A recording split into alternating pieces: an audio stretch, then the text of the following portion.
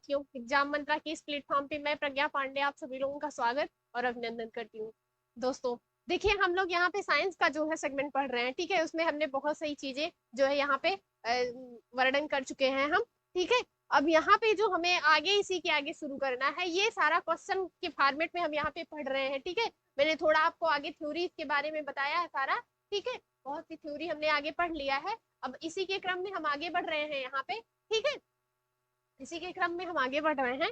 तो देखिए, आप ये जो आपको मतलब पीपीटी के थ्रू ये जो मिल रहा है आपको, अब देख रहे हैं, ये सारे के सारे क्वेश्चन फॉर्मेट में है, ठीक है। सारे क्वेश्चन फॉर्मेट में है। अगर आप इसको पढ़े, आराम से पढ़िए, तो ध्यान से पढ़ने का मतलब ये है कि आपको यहाँ से बहुत सारे क्वेश्चन फंसेंगे, ठीक है। बहुत सारे क्वेश्चन क्या है, फंसेंगे, ठीक है। आपको जब इसे पढ़िए तो एक काम करिए, अगर आपको बहुत डीपली पढ़ना है तो थोड़ा सा आप लूसेंट को प्रिफर कर सकते हैं।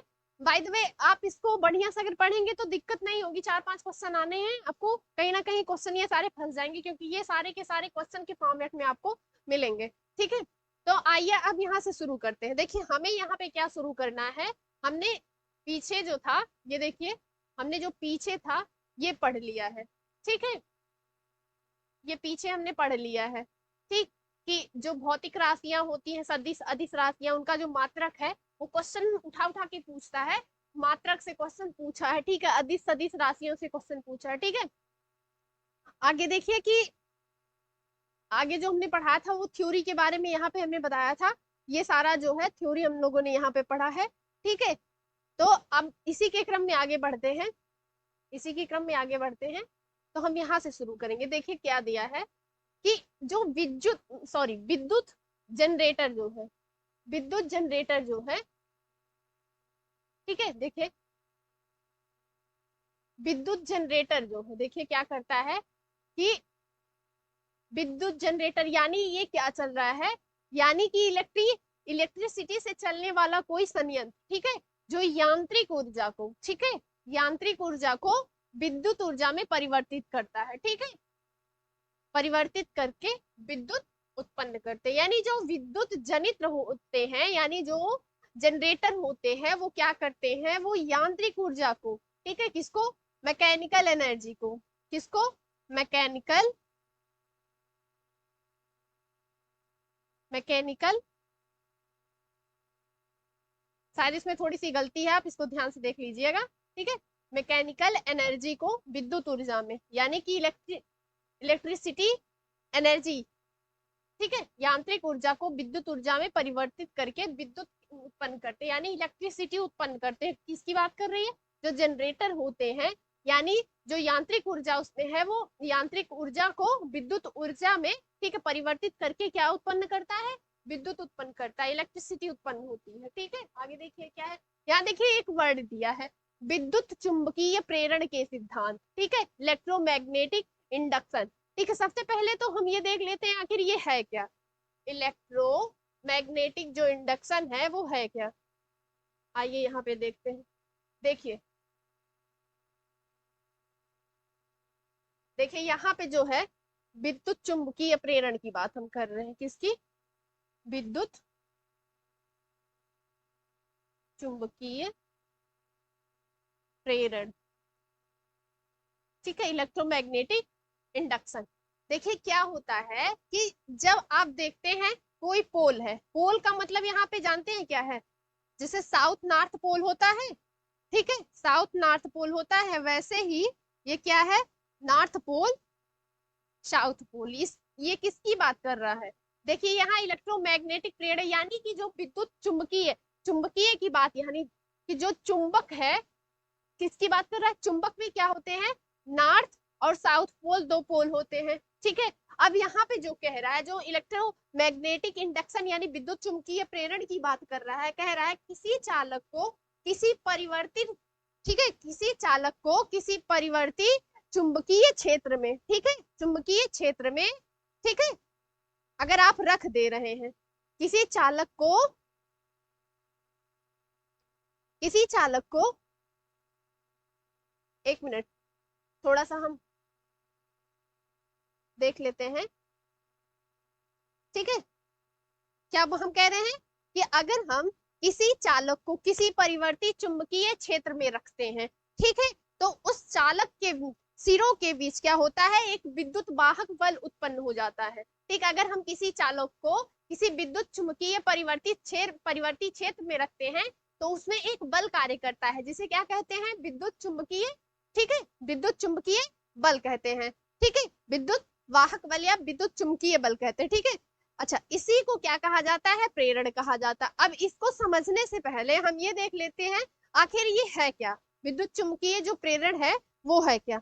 देखिए क्या है कि अगर आप कोई चुंबक, नॉर्थ पोल साउथ पोल का कोई चुंबक चुंबक रहेगा तो उसमें ये दोनों रहेंगे। अगर इसी चुंबक को आप किसी चुंबकीय क्षेत्र में रख दे रहे हैं, यानी आप इसे इस जहां पे रखेंगे वो एरिया क्या है, चुंबकीय क्षेत्र है, उसमें क्या उत्पन्न हो जाता है, उसमें जो है विद्युत वाहक बल उत्पन्न हो जाता है, विद्युत वाहक बल, विद्युत वाहक बल। अब ये विद्युत वाहक बल क्या है, जैसे जैसा कि इसके नाम से ही ज्ञात है कि विद्युत वाहक बल, यानी कि इस बल में क्या होगा, विद्युत उत्पन्न करने वाला कोई बल है, इसी को हम विद्युत वाहक बल कहते हैं। जब इसे हम रखेंगे किसी चुंबकीय क्षेत्र में रखेंगे तो इसमें जो बल कार्य करेगा यानी विद्युत वाहक बल जो होगा वो क्या कार्य करेगा, वो करेगा कि देखिए अगर आप यहाँ पे कहीं रख दे रहे हैं इसे, तो जो विद्युत हो यानी जो चुंबकीय क्षेत्र यहाँ पे है, जो विद्युत है या इस सिरे से इस सिरे पे जाएगी, यानी ये दोनों सिरा विद्युत उत्पन्न करेगा, ठीक है। इसी को क्या बोला गया है यहाँ पे, इलेक्ट्रोमैग्नेटिक इंडक्शन, ठीक है, क्या बोला गया है, इलेक्ट्रोमैग्नेटिक इंडक्शन, ठीक है। ये विद्युत चुंबकीय प्रेरण का सिद्धांत यही है, यानी कि आप किसी भी जो दो पोल है यानी जो कोई वस्तु है या किसी चालक को किसी परिवर्ती चुंबकीय क्षेत्र में रखने पर उस चालक के दोनों सिरों के बीच एक विद्युत वाहक बल उत्पन्न हो जाएगा जिसे कहते हैं विद्युत चुंबकीय प्रेरण, ठीक है। आइए देखते हैं ये क्या करता है, ठीक है, ये विद्युत चुंबकीय प्रेरण के सिद्धांत यानी इलेक्ट्रोमैग्नेटिक इंडक्शन पर कार्य करता है। इसकी बात यहाँ पे देखिए कर रहे हैं, जो विद्युत मोटर है, जो विद्युत जनित्र है, इसी को जनरेटर या मोटर कह लीजिए, ठीक है, जो मोटर है वो क्या करता है कि यांत्रिक ऊर्जा को विद्युत ऊर्जा में, ठीक है, परिवर्तित करता है जिससे विद्युत उत्पन्न होती है। और ये किस पे काम करता है, विद्युत चुंबकीय प्रेरण के सिद्धांत पर यानी इलेक्ट्रोमैग्नेटिक इंडक्शन पे कार्य करता है, ठीक है। आइए आगे देखते हैं, आगे क्या है, आगे दिया है कि किसी घड़ी के लोलक की लंबाई बढ़ाई जाने पर, ठीक है, कोई घड़ी है उसके लोलक की लंबाई बढ़ा दी जाए अगर तो क्या हो जाता है, उसका आवर्तकाल बढ़ जाता है। अब देखिए ये लोलक क्या है, इसमें देखिए आप घड़ी देखते हैं ना, अगर घड़ी के साइज को बढ़ा देंगे, जो उसका जो पथ है, पाथ है जो उसको बढ़ा देंगे, वो क्या है उसका, वही उसका लोलक है, ठीक है, पाथ का लोलक है, ठीक है। अगर हम लोलक को बढ़ा देंगे, उस पाथ के कह सकते हैं आप, लोलक की जो है लंबाई उसमें बढ़ा देंगे तो उसका जो मैग्नीट्यूड है, ठीक है, उसका जो आवर्तकाल है वो क्या होगा, बढ़ जाएगा, लॉन्गिट, ठीक है, आवर्तकाल उसका बढ़ जाएगा। यहाँ पे क्या बढ़ेगा, आवर्तकाल, यानी लोलक की लंबाई बढ़ाने पे आवर्तकाल बढ़ रहा है, ठीक है।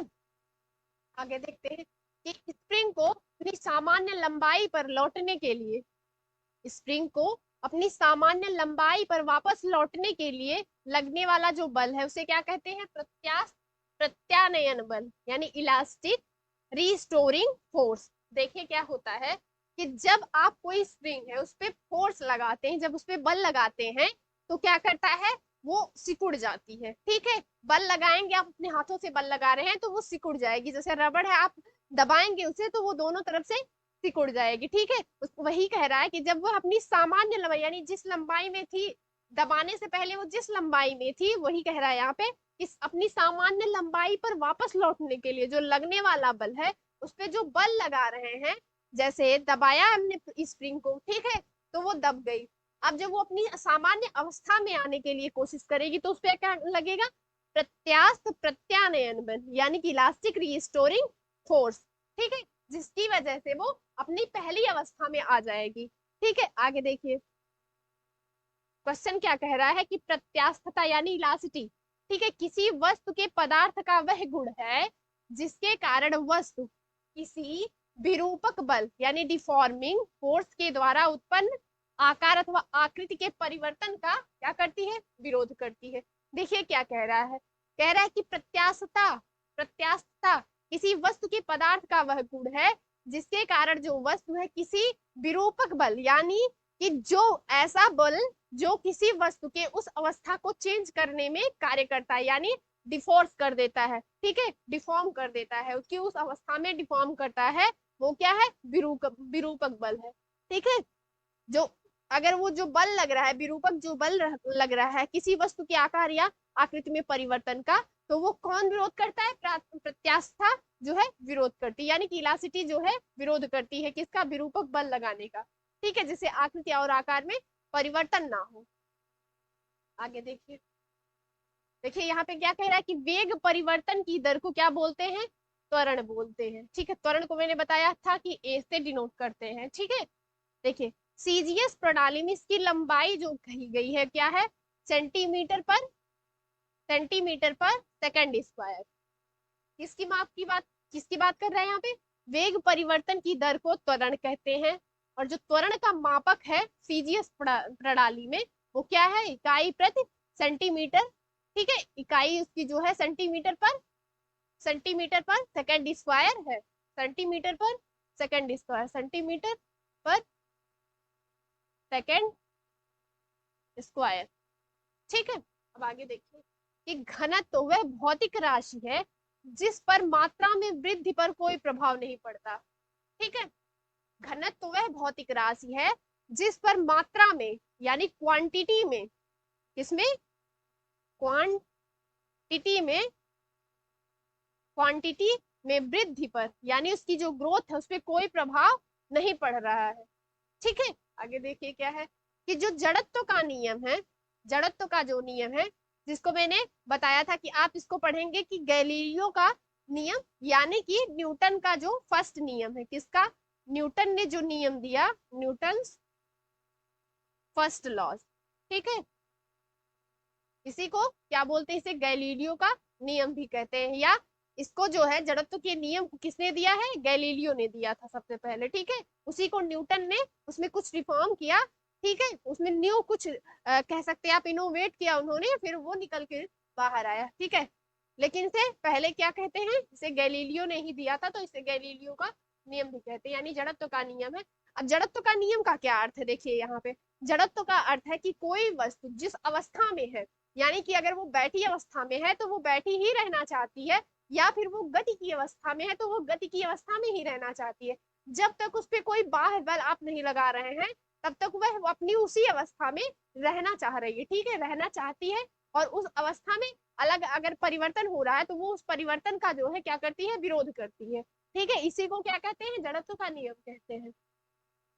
आइए आगे देखते हैं कि क्या है। देखिए क्या कह रहा है कि कार्य करने की जो दर है उसी को क्या बोलते हैं, शक्ति बोलते हैं।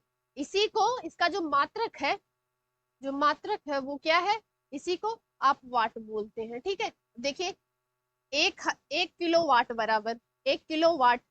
ठीक है, 1000 वाट घंटा। ठीक है, अगर इसी को क्वेश्चन पूछ लेता है 3.6 इंटू 10⁶, ठीक है, जूल, ये क्वेश्चन बहुत ज्यादा पूछ लेता है कि एक वाट कितने जूल के बराबर है, कितने जूल के बराबर है, 3.6 इंटू 10⁶ जूल के बराबर है। ठीक है, आगे देखिए क्या कह रहा है, इसी में देखिए आगे क्या कह रहा है, कह रहा है कि तापमान है जो, ठीक है, टेम्परेचर जो है उसका मापन किस में किया जाता है, टेम्परेचर का। ठीक है, टेम्परेचर का मापन जो है किससे करते हैं, थर्मामीटर से किया जाता है।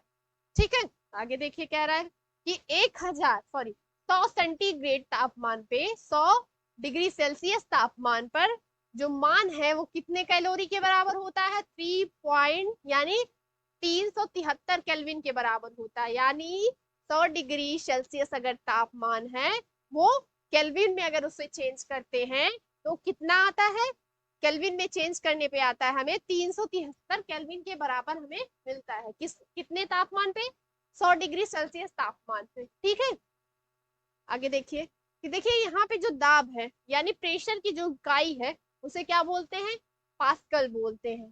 दाब की जो इकाई है वो क्या है, पास्कल है। ठीक, आगे देखिए कि द्रव्यों में पृष्ठ तनाव का कारण। अब देखिए यहाँ पे वर्ड आया है, ये पृष्ठ तनाव है क्या, देखिए टेंशन फोर्स बोलते हैं। पृष्ठ तनाव क्या है कि पृष्ठ तनाव में अगर आप देखे होंगे कि कहीं आप ऐसी जगह पे देखिए ना कि जहां अगर गिलास रखे हैं या फिर पानी रखे हैं, किसी चीज पे पानी रख दीजिए, जैसे कह सकते हैं आपकी एक शीशा है उस पे पानी रखिए, तो अगर एक बूंद पानी रखते हैं आप तो पानी गिरता है तो बहुत सिकुड़ जाता है, ठीक है।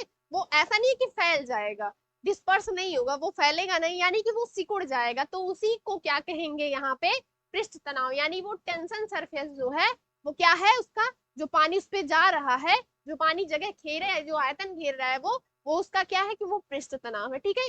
अब देखिए कि अणुओं के मध्य ससंजक बल, ससंजक बल अब यहाँ पे देखिए क्या आ जाता है, देखिए कोई भी ऐसी वस्तु, ठीक है, ससंजक बल वह आकर्षण बल है जो एक ही प्रकार के अणुओं के बीच, यानी कि अगर जल है, जल में अगर अणु हमें मिलता है, हाइड्रोजन अगर मिल रहा है, तो हाइड्रोजन हाइड्रोजन जो अणु होंगे वो एक ही प्रकार के अणु होंगे, तभी वहां पे क्या प्रभावी होगा, वहां पे ससंजक बल कार्य करेगा, ठीक है। यहाँ पे देखिए दिया भी गया है कि ससंजक बल जो है यह एक आकर्षण बल है, ठीक है। कैसा बल है, आकर्षण बल है, जो एक ही प्रकार के अणुओं के बीच कार्य करता है। क्या करता है, एक ही प्रकार के अणु है उन्हीं के बीच जो है कार्य करता है। आगे देखिए क्या कह रहा है कि जो पृष्ठ तनाव है, क्या है, पृष्ठ तनाव है वो द्रव्य की वह प्रवृत्ति है, क्या है, द्रव्य की वह प्रवृत्ति है, द्रव्य की वह प्रवृत्ति है, ठीक है, जिससे द्रव्य अपना क्षेत्रफल न्यूनतम करने का प्रयास करता। वही तो मैंने कहा कि अगर आप पानी रख दीजिए किसी शीशे पे, कोई फ्लैट शीशा है, कहीं भी पानी आप ऐसे रख दीजिए तो वो पानी डिस्पर्स नहीं होता, यानी फैलता नहीं है। वो अगर आप उस पे पानी एक बूंद दिख रहा है तो वो सिकुड़ के रहेगा, यानी जो उसका सरफेस है वो क्या होगा, वो पृष्ठ तनाव का रूप, यानी वहां पे जो लगेगा वो क्या होगा, वो पृष्ठ तनाव हो जाएगा, ठीक है। वही यहाँ पे बात कह रहा है कि पृष्ठ तनाव जो है द्रव्य की प्रवृत्ति है, क्या है, ये प्रवृत्ति है उसकी, ठीक है, जिससे द्रव्य लिक्विड जो है अपना क्षेत्रफल जो है वो न्यूनतम करता है। क्या करता है, उसका जो एरिया है, सरफेस एरिया है, उसका जो सरफेस एरिया है, सरफेस एरिया है, ठीक है, उसका क्या करता है, न्यूनतम करने का, यानी मिनिमाइज करता है, वो मिनिमाइज करता है, ठीक है। क्या करता है, वो मिनिमाइज करता है, यानी जो पृष्ठ तनाव का कार्य क्या है कि वो सरफेस एरिया को, उस सरफेस एरिया का जो क्षेत्रफल है उसे क्या करेगा, उसे न्यूनतम करता है, ठीक है। आगे देखिए क्या है, यहाँ पे देखिए क्या कह रहा है, पानी से भरे गिलास के अंदर, ठीक है, तैरते हुए बर्फ के टुकड़े के पिघल जाने पर, ठीक है, जल का जो स्तर है वही बना रहता है, ठीक।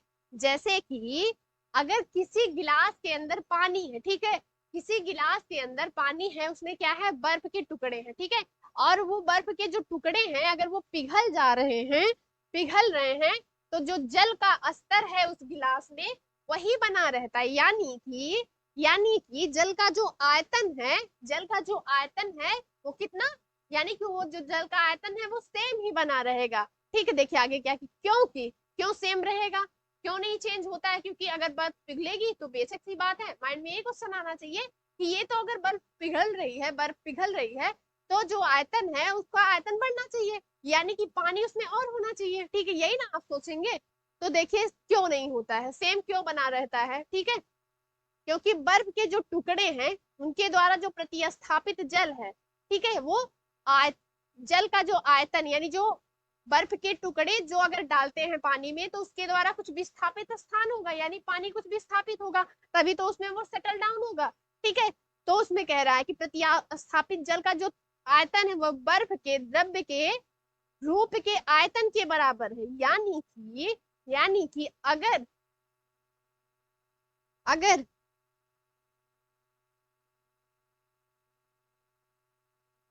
अगर आपको, ठीक है, अगर आपका यहाँ देखते हैं कि जो बर्फ का टुकड़ा है उस गिलास में जितना भी बर्फ का टुकड़ा डालेंगे आप तो वो कुछ वहां के सरफेस एरिया को घेरेगा या फिर हटाएगा तभी तो जाएगा।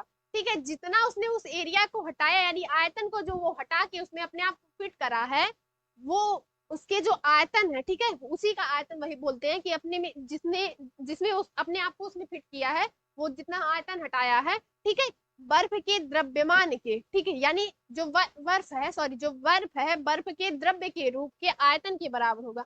यानी द्रव्य जो पिघलेगा, बर्फ जब पिघलेगा तो क्या होगा, उसी के एरिया के बराबर होगा। ठीक है, क्या होगा, उसी के एरिया के बराबर होगा।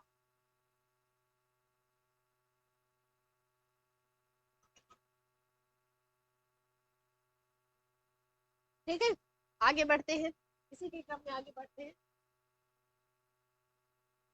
आगे देखिए क्या दे रहे हैं।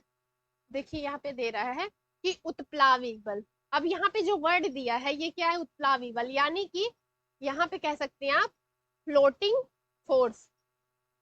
इसके नाम से ही पता चल जा रहा है कि मतलब जो तैरने वाला है, ठीक है, फ्लोटिंग फोर्स, कोई ऐसा बल जो तैरने वाला। देखिए क्या कह रहा है, उत्प्लावी बल किसी वस्तु द्वारा हटाए गए तरल के भार के बराबर होता है। ठीक है, यह सिद्धांत क्या है, आर्किमिडीज का सिद्धांत है। यानी कि इस सिद्धांत को किसने दिया है, तो इस सिद्धांत को आर्किमिडीज ने दिया है। देखिए आर्किमिडीज कौन थे, ये ग्रीक के वैज्ञानिक थे। यानी कि कौन थे ये, ग्रीक के वैज्ञानिक। अब ग्रीक कहाँ है, तो ये ग्रीक जो है ये यूरोपियन कंट्री है। ठीक है, ईस्ट यूरोपियन कंट्री है। ठीक है, वहां के क्या थे, ये वैज्ञानिक थे।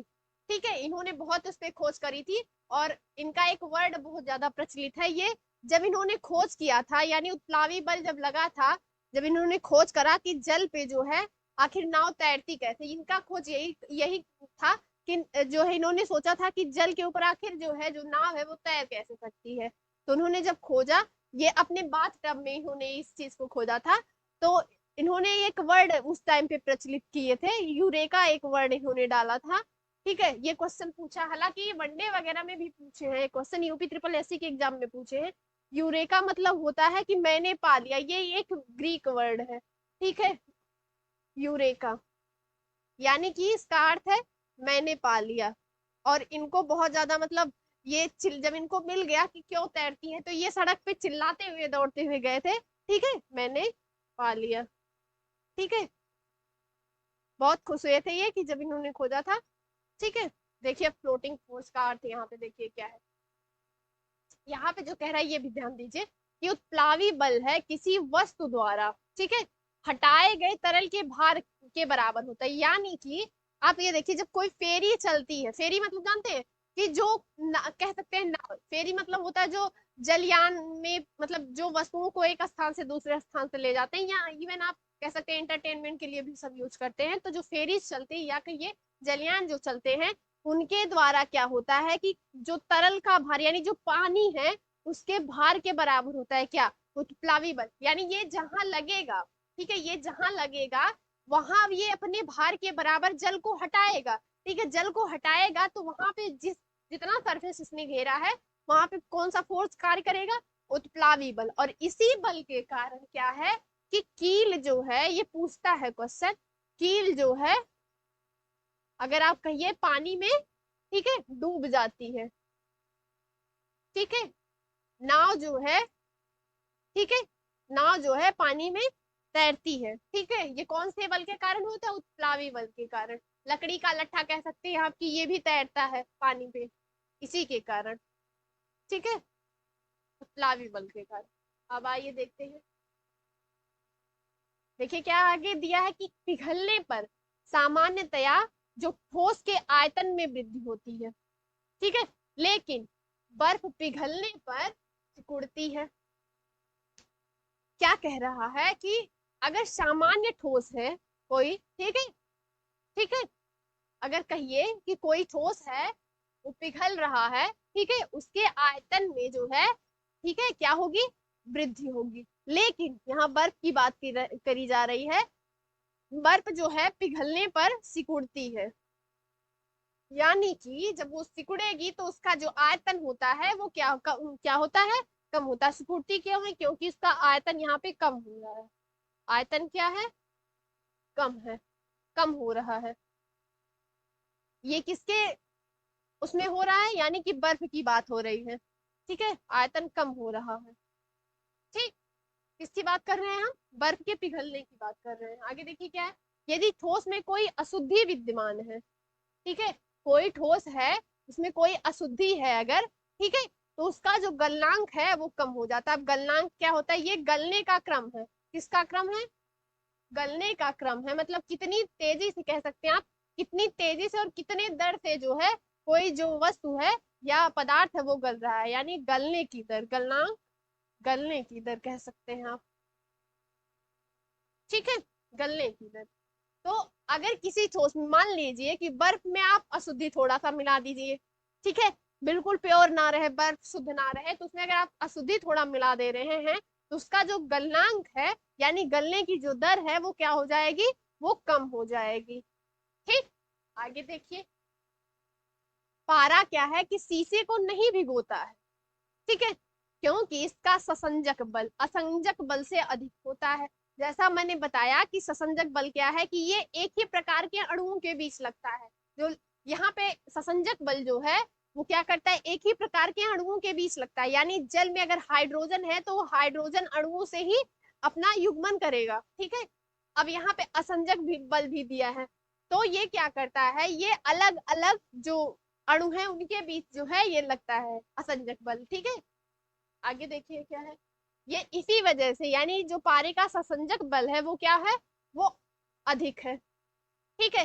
पारे का जो ससंजक बल है किससे, शीशे से अधिक है, ठीक है। शीशे का जो असंजक बल है वो क्या है, ससंजक बल से कम है।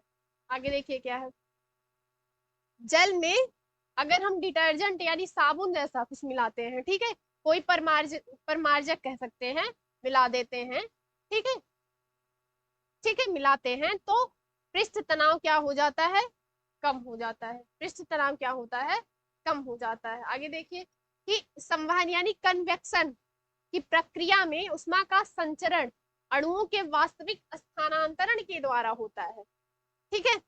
देखिए यहाँ पे क्या कह रहा है, यहाँ किसकी बात कर रहा है, यहाँ संवहन की बात कर रहा है। संवहन क्या है, संवहन देखिए कन्वेक्शन की प्रक्रिया में उष्मा का जो संचरण है, ठीक है, उष्मा का जो संचरण है वो क्या है, ठीक है, अणुओं के वास्तविक स्थानांतरण के द्वारा होता है, यानी जो अणु है उनका जो संचरण होगा यानी जो उनका स्थानांतरण होगा वो क्या होगा, वास्तविक होगा। अब संवहन देख लेते हैं क्या होता है। देखिए जहां पे आपको उच्च तापमान मिलेगा, तापमान अगर उच्च है यानी टेम्परेचर उच्च है तो संवहन की क्रिया क्या होगी, वो भी उच्च हो जाएगी, संवहन की क्रिया क्या हो जाएगी, वो भी उच्च होगी, ठीक है। और संवहन क्या है, देखिए कि जहां जल रहेगा, मैंने कहा कि अगर तापमान ज्यादा है, अगर पानी है, देखिए पानी में एग्जांपल के तौर पे देख बता रही हूँ आपको कि अगर पानी है वहां पे ज्यादा तापमान है तो वो क्या होगा, उसका वाष्पोत्सर्जन या कहिए वाष्पोत्सर्जन तो आप समझ जाएंगे, लेकिन ये समझिए कि संवहन की क्रिया भी वहां होती है। बादल जो बनता है संवहन की क्रिया के थ्रू ही बनता है, बारिश जो होती है वो कंडेंसेशन यानी कि संवहन की क्रिया के थ्रू ही होती है, ठीक है। तो यहाँ पे वही बात कर रही है। आगे देखिए क्या है कि पानी की जो विशिष्ट उष्मा है क्या है, स्पेसिफिक एनर्जी जो है, विशिष्ट उष्मा जो है सर्वाधिक होती है, क्या होती है, सर्वाधिक होती है। किसकी बात कर रहा है, जो पानी है यानी पानी की जो विशिष्ट उष्मा है वो सर्वाधिक होती है, ठीक है। इसका मान जो है 1 कैलोरी पर ग्राम डिग्री सेल्सियस है, कितना है, इसका जो मान है 1 कैलोरी पर ग्राम डिग्री सेल्सियस या 4186 जूल पर किलोग्राम डिग्री सेल्सियस, ठीक है। कितना मान है इसकी, इसका विशिष्ट उष्मा क्या है, इसकी विशिष्ट उष्मा जो होती है वो सर्वाधिक होती है, ठीक है। जो इसका मान होता है 1 कैलोरी पर ग्राम डिग्री सेल्सियस या 4186 जूल प्रति किलोग्राम डिग्री सेल्सियस होता है, ठीक है। आगे देखिए कि किसी पदार्थ के 1 ग्राम का जो तापमान है 1 डिग्री सेल्सियस बढ़ाने के लिए आवश्यक उष्मा की मात्रा को उस पदार्थ की विशिष्ट उष्मा कहते हैं। क्या कह रहा है कि विशिष्ट उष्मा किसे कहते हैं, कि कोई पदार्थ है, ठीक है, उसके 1 ग्राम तापमान को यानी 1 डिग्री सेल्सियस, अगर कोई 1 ग्राम तापमान का कोई वस्तु है उसका जो तापमान है 1 डिग्री सेल्सियस अगर बढ़ा दिया जाए तो जो आवश्यक उष्मा की मात्रा है उस पदार्थ की, वही क्या होती है, विशिष्ट ऊष्मा होती है। ठीक है, आगे देखिए क्या है कि संघनन की क्रिया वह क्रिया है जिसमें वाष्प द्रव्य में परिवर्तित हो जाता है। संघनन यानी कंडेंसेशन, मैंने सॉरी वहां इंग्लिश गलत बोला था, कि जो संघनन यानी कंडेंसेशन है, कंडेंसेशन है, ठीक है, कंडेंसेशन है, उसमें वाष्प जो है द्रव्य में परिवर्तित हो जाती है।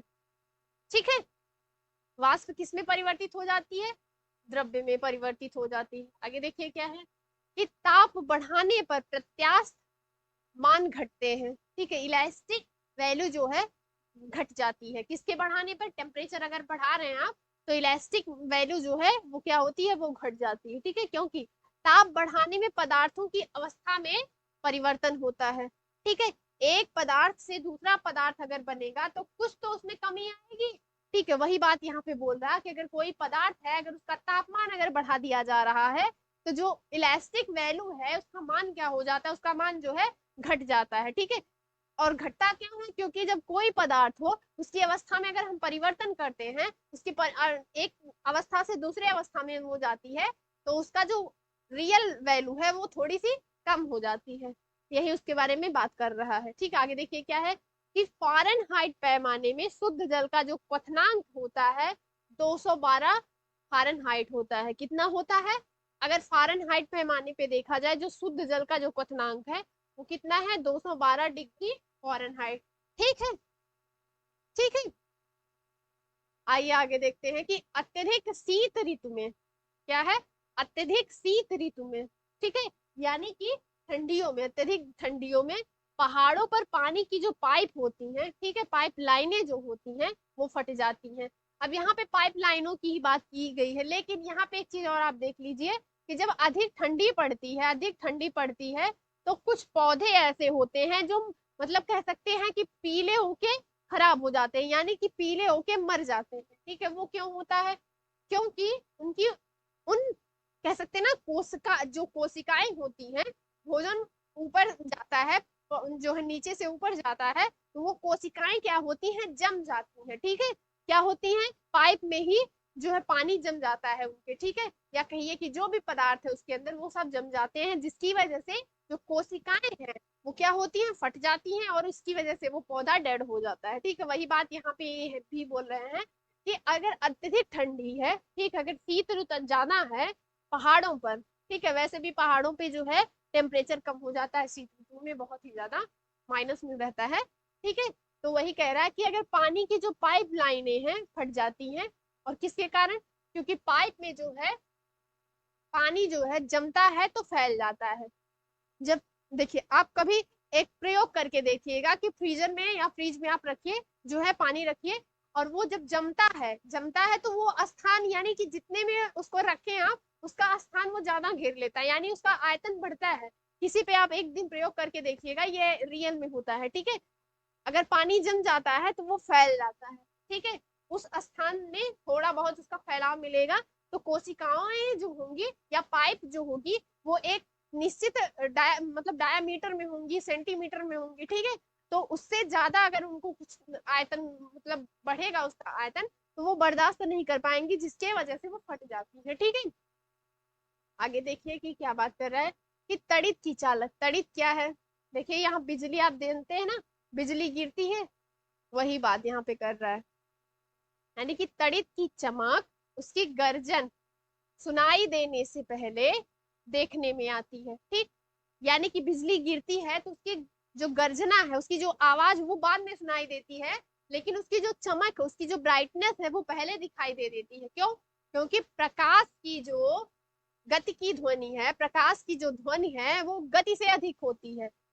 जो प्रकाश की गति है, हमने पढ़ा भी है कि प्रकाश की गति जो है बहुत ज्यादा होती है। ठीक है, जो प्रकाश है वो 8 मिनट में पृथ्वी पर आता है, तो उसकी जो गति है वो क्या है, वो ध्वनि की गति से अधिक है। ठीक है, प्रकाश की जो ध्वनि गति है यानी कि जो उसकी आवाज की गति है वो किससे है, गति से अधिक है। ठीक है, आगे देखिए क्या है, किसी पदार्थ में से परावर्तन के पश्चात तरंग के आयाम में परिवर्तन होता है। ठीक है, तरंग की आवृत्ति, तरंग दैर्ध्य व वेग में कोई परिवर्तन नहीं होता है। अगर सॉरी किसी दर्पण में से परावर्तन के पश्चात, कोई दर्पण है अगर आप उसमें परावर्तन करवा रहे हैं तो तरंग के आयाम में एम्पलीट्यूड में परिवर्तन होता है। किसमें परिवर्तन होता है? एम्पटी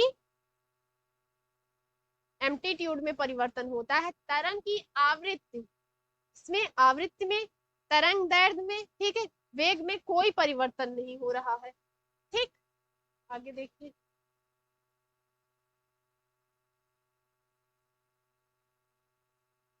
क्या कह रहा है कि कंपन करता हुआ कोई पिंड अपनी माध्य स्थिति से, ठीक है, अधिकतम जितना विस्थापित होता है, जितना ही अधिक अपनी पहली अवस्था से दूसरी अवस्था में वो विस्थापित होगा उसे क्या बोलते हैं? आयाम।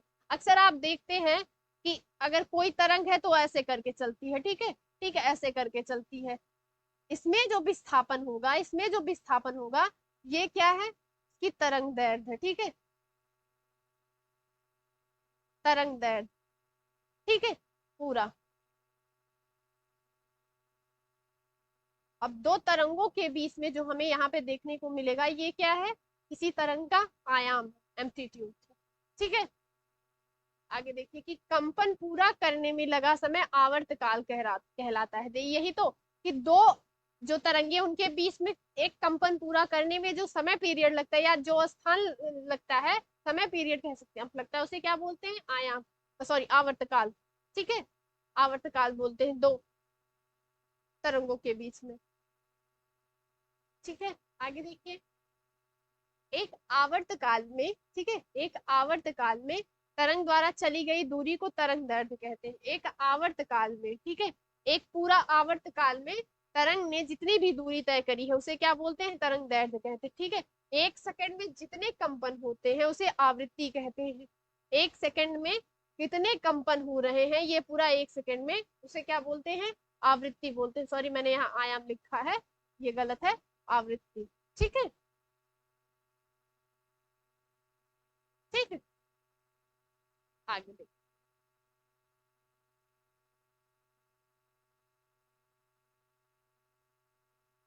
देखिए, अब जो क्वेश्चन यहाँ से पूछे जाते हैं, जो क्वेश्चन यहाँ से पूछे जाते हैं वो बहुत ही ज्यादा इंपॉर्टेंट क्वेश्चन है, ठीक है।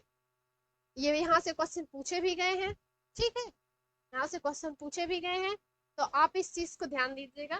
तो आइए आगे यहीं से शुरू करते हैं। देखिए क्या दे रहा है, क्या दे रहा है कि अगर, देखिए, अवतल दर्पण का, ठीक है, प्रयोग दाढ़ी बनाने में, ये क्वेश्चन पूछता है अवतल दर्पण का जो प्रयोग है किसको बनाने में? दाढ़ी बनाने में, ठीक है, गाड़ी के हेडलाइट में, ठीक है, गाड़ी के हेडलाइट में, ठीक, और देखिए सर्च लाइट में, ठीक है, सर्च लाइट में, सोलर कुकर में, ठीक है, किसमें किसमें? दाढ़ी बनाने में, गाड़ी की हेडलाइट बनाने में, यानी जो उसकी लाइट लगती है, जो गाड़ी की हेडलाइट जो जिससे आगे साइड लाइट दिखती है उसी को बोलते हैं headlight. Search light, search light मतलब आप देखे होंगे ना कि वो जिसे एग्जैक्टली मुझे तो नाम नहीं याद आ रहा है, शायद लाइट ही बोलते हैं ना उसे, जो हाथ में लेके सब खोजते हैं, शायद लाइट ही, जो भी बोलते हो, एग्जैक्टली मुझे मीनिंग उसकी अर्थ नहीं आ रही है, अर्थ नहीं आ रहा है, ठीक है। आगे देखिए किसमें किसमें यूज होता है? सर्च लाइट में, सोलर कुकर में, ठीक है ना। आंख कान तक नाक के जो डॉक्टर होते हैं वो किसका प्रयोग करते हैं? अगर नाक में कुछ हो गया है, कान में कुछ हुआ है, तो उसको देखने के लिए डॉक्टर जो यूज करते हैं वो अवतल दर्पण का यूज करते हैं, ठीक है। ये क्वेश्चन इंपॉर्टेंट है, ठीक है, इसको बहुत ज्यादा ध्यान से आप पढ़िए और ध्यान से देखिएगा, ठीक है। अवतल दर्पण का यूज जो होता है दाढ़ी बनाने में, गाड़ी की हेडलाइट बनाने में, ठीक है, सर्च लाइट में, सोलर कुकर में, आंख कान तथा नाक के जो डॉक्टर होते हैं उनके द्वारा जो है मरीजों को देखने में प्रयोग किया जाता है, किस, ठीक है। आगे देखिए, प्रकाश का जो रंग है, यानी जो लाइट का जो कलर है, लाइट जो कलर है, ठीक है, लाइट का जो कलर है तरंग दैर्ध्य द्वारा निश्चित किया जाता है। किसके द्वारा? तरंग दैर्ध्य के द्वारा, यानी कि एंगस्ट्रॉम, ठीक है, इसके द्वारा जो है निश्चित किया जाता है। तरंग दैर्ध्य को एंगस्ट्रॉम में डिनोट करते हैं। ठीक है, आगे देखिए कि सबसे अधिक जो तरंग दैर्ध्य है, ठीक है, सबसे अधिक जो तरंग दैर्ध्य वो किसकी है, वो रेड कलर की, यानी लाल रंग की तरंग दैर्ध्य क्या है, यानी लाल अगर रंग है तो उसकी जो तरंग दैर्ध्य है वो ज्यादा है। ठीक है, ठीक है, ठीक है।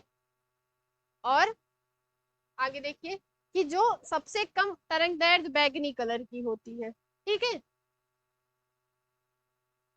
जो बैगनी रंग है, जो बैगनी कलर है, ठीक है, उसका जो प्रकाश है उसमें क्या होता है कि उसमें तरंग दैर्ध्य सबसे कम होती है। बैगनी रंग में तरंग दैर्ध्य जो है कम होती है।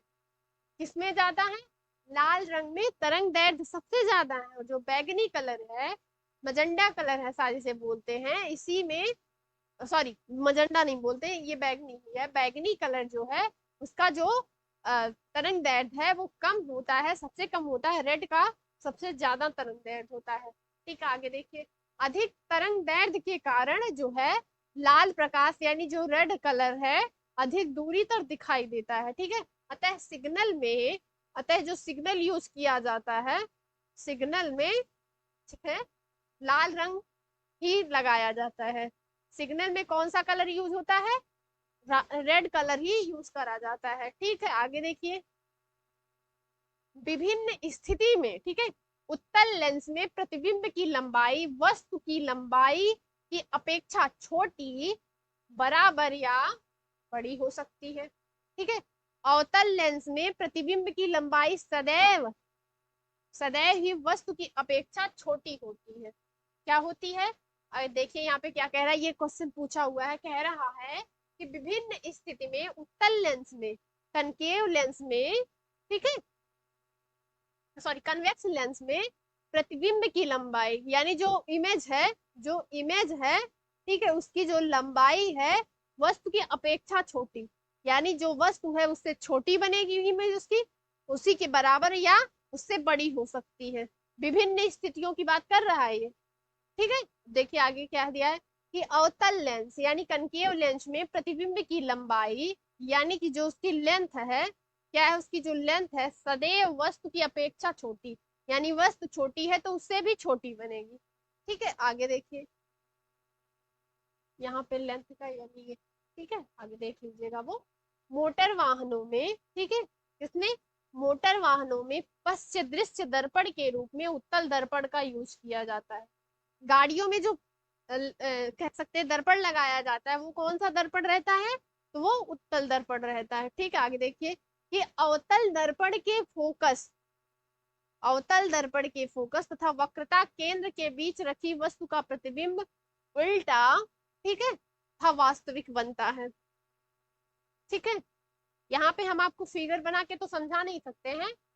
ठीक है, देखिए हम बता दे रहे हैं, कोई अगर वस्तु है, यहाँ फोकस बिंदु है, ठीक है, और उसके वक्रता केंद्र में रखी गई है, यहाँ अवतल दर्पण की बात कर रहा है। ठीक है, अवतल दर्पण की बात कर रहा है।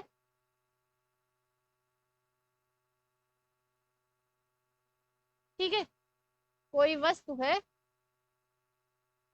ठीक, कह रहा है कि अवतल दर्पण के फोकस तथा वक्रता केंद्र के बीच, इनके बीच कहीं वस्तु कहीं रखी हुई है, ठीक है, वस्तु रखी हुई है, तो वस्तु का जो प्रतिबिंब है वो क्या बनेगा, उल्टा बनेगा और वास्तविक बनेगा। इनके बीच में कहीं रखी हुई है तो इनका जो फिगर होगा वो क्या होगा, एक तो उल्टा बनेगा, ठीक है, तथा प्रतिबिंब से तथा वास्तविक बनेगा, क्या बनेगा, जो प्रतिबिंब है वो उल्टा बनेगा, ठीक है, और वास्तविक बनेगा, यहाँ कहीं पीछे जाके बनता है। ठीक है, यहाँ कहीं पीछे जाके बनता है, कैसा बनेगा कि जो प्रतिबिंब है वो क्या है, उल्टा बनेगा और वास्तविक बनेगा। आगे देखिए साथ ही इस दूरी में रखे वस्तुओं का जो प्रतिबिंब है बड़े आकार का बनेगा, ठीक है, बड़ा प्रतिबिंब बनेगा। ठीक है, यहाँ कहीं पे बड़ा प्रतिबिंब बनेगा, ठीक है, वस्तु से में बड़ा और वास्तविक बनेगा। ठीक है, आगे देखिए कि इसीलिए क्या बोल रहे हैं कि इसीलिए जो दंत चिकित्सक होते हैं यानी डेंटिस्ट होते हैं वो अवतल दर्पण का प्रयोग करते हैं, यानी कि छोटी वस्तुओं का इसमें क्या होता है, बड़ा दिखाई देता है। ठीक है, बड़े दिखाई देते हैं। इसी वजह से जो डेंटिस्ट होते हैं अवतल दर्पण का यूज करते हैं। आगे देखिए कि इको साउंडिंग। इको साउंडिंग एक तकनीक है जिसका प्रयोग करके सागर की गहराई को नापा जाता है। ठीक है, इको साउंडिंग के अर्थ से ऐसा लग रहा है कि कोई भी आवाज ऐसी हो जो जाए फिर रिटर्न होके वापस आ जाए। इको का अर्थ यहाँ पे यही अनुनाद वाली कहानी है कि अनुनाद जैसा। ठीक है, ये अनुनाद सिद्धांत पे ही कार्य करता है। तो इसका क्या यूज होता है, इको साउंडिंग क्या है, ये सागर की गहराई यानी कि इसकी जो लेंथ है, ठीक है, लेंथ को नापने में काम आता है। ठीक है, आगे देखिए। आगे देखिए बहुत क्वेश्चन पूछता है यसाई पद्धति में। ठीक है, यसाई पद्धति में लेंस सख्त की जो इकाई है वो क्या है, डायोप्टर यानी डी से मापते हैं। ठीक है, क्या मानते हैं, लेंस की जो शक्ति है उसको किस में नापते हैं, डायोप्टर में। ये क्वेश्चन पूछता है कि एसआई पद्धति में जो लेंस शक्ति की इकाई है वो क्या है, वो डायोप्टर है। ठीक है, आगे देखिए क्या कि न्यूनतम तरंग दैर्ध्य गामा किरणों की होती है। ठीक है, ठीक है, जिनका जो तरंग दैर्ध्य परिसर है वो कितना है, 10⁻⁻⁴ मीटर पर सेकंड। ठीक है, गामा किरणों का जो तरंग दैर्ध्य परिसर है वो क्या है, 10⁻⁻⁴ मीटर पर सेकंड। ठीक है, मीटर पर सेकंड से 10⁻⁻⁻1 मीटर पर सेकंड तक होता है। उसकी तरंग दैर्ध्य कितनी है, तरंग दैर्ध्य का जो परिसर वो कितना है, किसकी बात कर रहा है, ये गामा किरणों की बात कर रहा है। ठीक, आगे देखिए क्या है कि सर्वाधिक जो तरंग दैर्ध्य है वो दीर्घ रेडियो तरंगों की होती है। तरंग दैर्ध्य सर्वाधिक किसकी है, दीर्घ रेडियो तरंगों की, जिसके थ्रू अपने यहाँ कह सकते हैं सैटेलाइट के जो है, जियो सिंक्रोनस सैटेलाइट है, उनके थ्रू जो है हमें जो तरंगे वापस आती हैं, यानी हम टीवी देखते हैं या जो भी चीजें करते हैं, नेट चलाते हैं, तो वो किन के कारण होता है, वो दीर्घ रेडियो तरंगों के कारण ही होता है।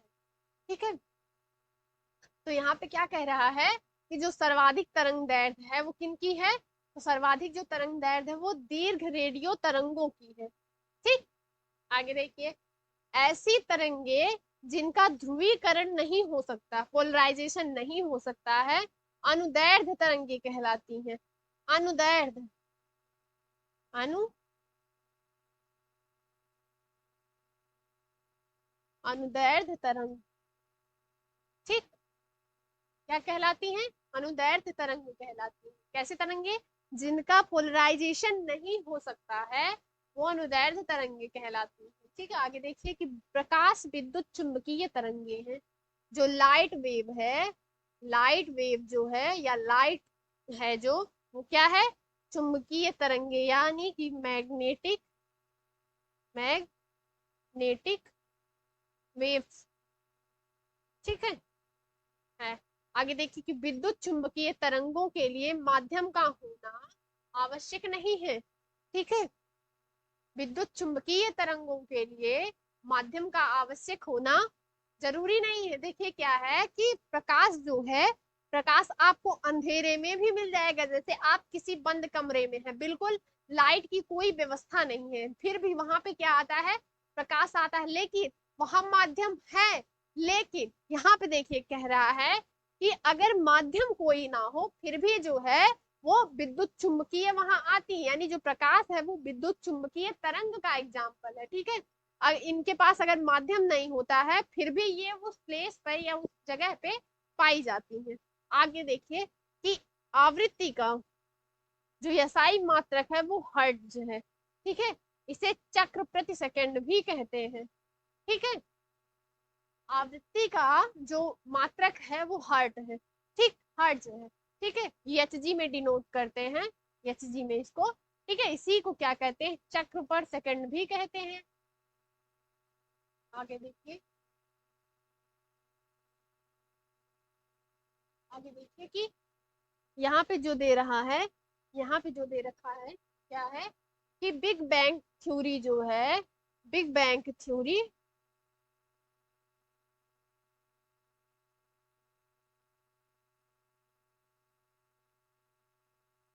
मुख्य आधार, बिग बैंग थ्योरी का जो मुख्य आधार है यानी जो बेस है, क्या है, डॉपलर का प्रभाव है। ठीक है, इफेक्ट ऑफ डॉपलर है। ठीक है, जो सापेक्षिक गति की व्याख्या करता है।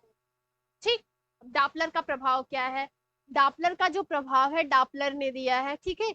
ये क्या है कि जो सापेक्षिक गति है, ठीक है, उसकी जो है व्याख्या करता है, यानी जो कह सकते हैं आप एक समझने के तौर पे जो साथ साथ चलने वाली गति है उसी को सापेक्षिक गति आप बोल सकते हैं, ठीक है। उसी को यानी सापेक्षिक गति की व्याख्या कौन करता है? डापलर का प्रभाव। और बिग बैंग जो थ्योरी है वो डापलर के प्रभाव पर आधारित है, ठीक है।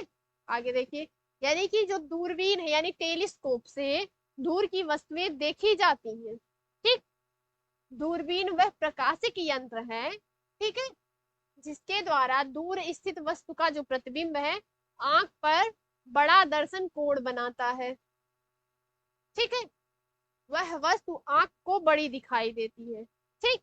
आंख पे जो प्रतिबिंब है उसका जो है जो उसका कोण बनेगा क्या बनेगा? वो बड़ा बनेगा और जो वस्तु है हमें आंखों से बड़ी दिखाई देगी, ठीक है। देखिए, दूरबीन के जो आविष्कारक हैं वो कौन है?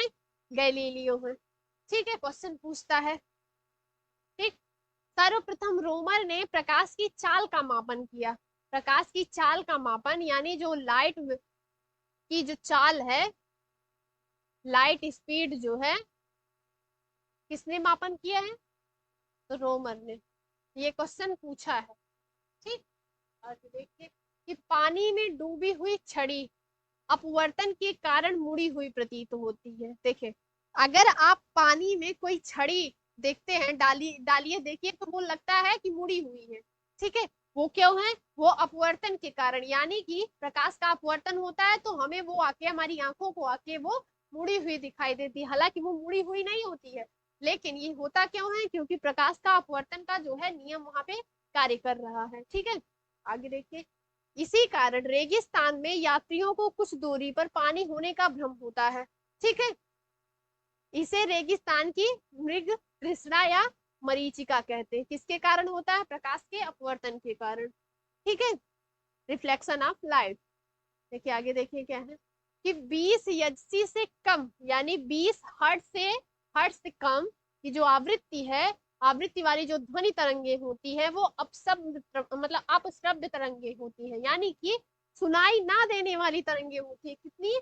कि जो 20 हर्ट से कम की आवृत्ति वाली तरंगे हैं वो सुनाई नहीं देती है, ठीक है। आगे देखिए कि जो 20,000 हर्ट से जो अधिक की तरंगे हैं, 20,000 हर्ट से जो अधिक की तरंगों की आवृत्ति है वो ध्वनि तरंगे पराश्रव्य तरंगे होती है, यानी सुपरसोनिक वेव्स होती है, ठीक है। ये आम हम लोग तो मतलब मानव नहीं सुन सकता है। पराश्रव्य तरंगे, सुपरसोनिक बूम का नाम आपने सुना होगा कि वो पराश्रव्य तरंगे होती है, ठीक है। आगे देखिए कि 20 हर्ट से 20 किलो हर्ट तक, ठीक है, आवृत्ति की जो तरंगे अव्य तरंगे कहलाती है, ठीक है। आगे देखिए कि दूर दृष्टि दोष वाली आंख में नजदीक की वस्तु को स्पष्ट देखने के लिए उत्तल लेंस का प्रयोग किया जाता है, ठीक है। जो दूर दृष्टि दोष की आंख है तो दूर दृष्टि दोष में क्या होता है कि नजदीक की वस्तु में नहीं दिखाई देती है, स्पष्ट नहीं दिखाई देती है, दूर की वस्तु जो है स्पष्ट दिखाई देती है, ठीक है। तो उसमें क्या लगता है? उसमें उत्तल लेंस लगता है, जैसा कि मेरा है, मेरा जो है मुझे उत्तल लेंस लगा है, ठीक है, ठीक है। इसमें उत्तल लेंस चश्मे का यूज हुआ है, ठीक है। जिस जगह वायु का दबाव अधिक होता है, कोई भी ऐसा प्लेस जहां वायु का जो है दबाव यानी कह सकते हैं दाब, कह सकते हैं प्रेशर, प्रेशर जो है कम है, ठीक है, सॉरी अधिक है, तो वहां पानी का जो क्वथनांक होता है वो अधिक होता है, पानी का जो क्वथनांक है वो अधिक होता है। और जहां वायुदाब कम होगा, ठीक है, एयर प्रेशर, जहां एयर प्रेशर कम होगा, ठीक है, वायुदाब यानी एटमॉस्फेरिक प्रेशर आप कह सकते हैं, एयर प्रेशर कहते सकते हैं, वहां पानी का जो क्वथनांक होगा वो क्या होगा? पानी का जो क्वथनांक है, पानी का जो क्वथनांक है वो कम होगा, पानी का जो क्वथनांक है वो क्या होगा? वो कम होगा। आगे देखिए कि प्रकाश का जो वेग है ताप पर निर्भर नहीं करता है, यानी कि अगर प्रकाश है कहीं पे तो वहां पे ताप अगर नहीं है तब भी कोई बात नहीं, गड़बड़ हो जाएगी, ठीक है। वो ताप पर निर्भर नहीं करता है, यानी जहां ताप रहे ना रहे उससे कोई फर्क प्रकाश को नहीं पड़ेगा, ठीक है। प्रकाश का जो वेग है वो ताप पर निर्भर नहीं करता। ठीक। प्राथमिक रंगों को मिश्रित करने पर जो रंग प्राप्त होते हैं उन्हें द्वितीयक अथवा अनुपूरक रंग कहते हैं। प्राइमरी जो कलर है उनमें अगर हम कोई और कलर मिक्स करते हैं तो जो हमें रंग मिलता है, जो सेकेंडरी रंग हमें मिलता है, उसे द्वितीयक रंग, ठीक, अथवा अनुपूरक रंग कहते हैं। ठीक है। आगे देखिए कि मनुष्य द्वारा सुनी जाने वाली ध्वनि जो है वो कितनी से होती है? 20 से 20,000। ठीक है, 20 से 20,000 तक। ठीक। अगर इसी की बात करें जबकि कुत्ते तथा बिल्लियों की जो ध्वनि होती है 20 किलो हर्ट्ज से ऊपर की ध्वनि होती है। यानी कि जो मनुष्य है उसकी सुनने की जो क्षमता है वो 20 से 20,000 हर्ट्ज के बीच में है, लेकिन कुत्ते और बिल्लियों की जो क्षमता है वो 20 किलो हर्ट्ज से ऊपर की ध्वनि की होती है। इसी वजह से जो जानवर होते हैं, जैसे कोई पृथ्वी में हलचल होती है, भूकंप आने वाला होता है या कहीं सुनामी आने वाली होती है, ऐसा कुछ होता है, तो जो जानवर होते हैं उन्हें पहले पता चल जाता है, क्योंकि उनकी जो सुनने की शक्ति है वो हम लोगों से बहुत ज्यादा, यानी 20 किलो हर्ट्ज। हम तो हर्ट पे ही हैं, लेकिन ये 20 किलो हर्ट्ज से ऊपर की सुन सकते हैं। ठीक है। आगे देखिए, लेजर या प्रकाश के अन्य जो सुसंगत स्रोतों से दो प्रकाश बीम के व्यतिकरण से बने त्रिविमीय बिंब को होलोग्राफी कहते हैं। ठीक है। आप देखते होंगे कि अक्सर आपने देखा होगा कि लेजर प्रकाश से दो लाइट मतलब मिक्स करके वो दिखाते हैं। ठीक है। तो दो प्रकाश बीम रहती है, ठीक है, उसके व्यतिकरण से बने त्रिविमीय बिंब को, यानी उसका व्यतिकरण जो होता है, प्रकाश का वापस लौटना, उससे जो मतलब बिंब बनता है, प्रतिबिंब बनता है, उसे क्या बोलते हैं? उसे होलोग्राफी बोलते हैं। क्या बोलते हैं उसे? होलोग्राफी।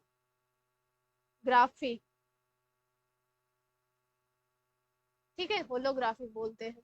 आगे देखिए कि एक अपारदर्शक वस्तु, यानी कि जो ना दिखाई देती है वस्तु जो है, अनट्रांस मतलब अपक्वा कह सकते हैं आप, अपारदर्शक है उपक्वा। ठीक है।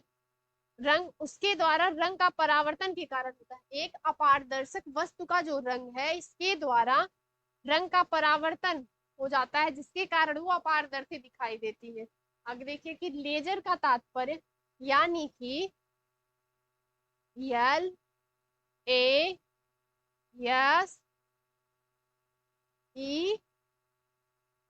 यही ना लेजर का शायद यही है full form, light amplification by stimulated emission of radiation. ठीक है, light amplification by stimulated emission of radiation. ठीक, इसका जो फुल फॉर्म है ये। ठीक,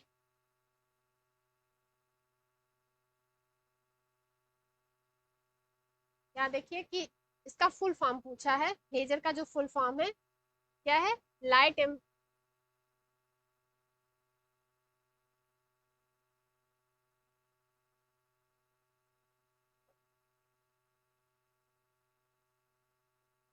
लेजर का जो फुल फॉर्म है वो क्या है? Light amplification by stimulated emission of radiation. ठीक है, ये देखिए कि एक्स किरणें जो है, यानी कि एक्स रेज है, जो एक्स रेज है, उनका जो यूज होता है वो टूटी हड्डियों की तस्वीर बनाने में होता है। ठीक है, टूटी हड्डियों की जो तस्वीर है उसको बनाने में, उसकी तस्वीर लेने में कौन कार्य करता है? तो एक्स किरणें जो है, एक्स रेज है, उसके थ्रू जो है हम टूटी हड्डियों की जो तस्वीर लेते हैं, यानी बड़ी तस्वीर जो आती है निकल के, बड़ी तस्वीर कह सकते हैं, बड़ी तस्वीर निकलती है, किसके थ्रू होती है? एक्स रेज, यानी एक्स किरणों का यूज करके हम टूटी हड्डियों के बारे में जानकारी प्राप्त करते हैं। आगे देखते हैं कि बादलों वाली रात, क्या दे रखा है कि बादलों वाली जो रात्रि है वो खुले आकाश वाली रात्रि से, किससे? खुले आकाश वाली रात से गर्म होती है। क्यों गर्म होती है? देखिए, बादलों वाली रात्रि की बात कर रहा है, खुले आकाश यानी जो मौसम साफ है उसकी, उससे जो बादलों वाली रात्रि यानी बादल है, उस रात्रि में वो रात्रियां क्या होती हैं? वो गर्म होती हैं। ठीक है, और इसकी वजह क्या है? इसकी वजह है पार्थिव विकिरण। पार्थिव विकिरण किसका? तो पृथ्वी का। किसका? पृथ्वी का। यानी कि जो सूर्य के जब सूर्य का प्रकाश पृथ्वी पे पड़ता है तो अमूमन सारा जो प्रकाश है वो परावर्तित कर देती है, लेकिन उसके पास कुछ संचित रूप में जो है प्रकाश रहता है, लेकिन वो क्या करती है रात्रि में भी, रात्रि को वो जो है अपना प्रकाश जो है परावर्तित करती है, और परावर्तित करती है तो उसका किस रूप में करती है, तो वो पार्थिव विकिरण के रूप में करती है। ठीक है, ये क्वेश्चन पूछा है किस रूप में करती है, तो आप ये बताइए कि पार्थिव विकिरण के रूप में होती है। ठीक है, आगे देखिए क्या है कि आइंस्टीन को, किसको, आइंस्टीन को प्रकाश वैद्युत प्रभाव सिद्धांत के लिए, ठीक है, किसके लिए, प्रकाश वैद्युत प्रभाव सिद्धांत के लिए क्या मिला था, नोबेल पुरस्कार मिला था। यानी कि 1921 में जो है आइंस्टीन को किस खोज के लिए नोबेल प्राइज मिला, तो प्रकाश वैद्युत प्रभाव सिद्धांत के लिए नोबेल प्राइज मिला। ये क्वेश्चन इतना ज्यादा पूछा है, इतना ज्यादा इंपॉर्टेंट है, इसे आप ध्यान से पढ़िएगा और बढ़िया से हाईलाइट करते हुए चलिए। ठीक है, आगे देखिए, आगे दे रखा है क्या कि लाउड स्पीकर जो है, लाउड स्पीकर जो है एक ऐसा यंत्र है जो माइक्रोफोन से सर्वप्रथम ध्वनि ऊर्जा को विद्युत ऊर्जा में क्या कर रहा है, माइक्रोफोन जो है वो क्या कर रहा है, वो सर्वप्रथम ध्वनि ऊर्जा को विद्युत ऊर्जा में चेंज कर रहा है, यानी कि ध्वनि ऊर्जा टू, ठीक है, ध्वनि से वैद्युत में, ठीक, ध्वनि से वैद्युत में।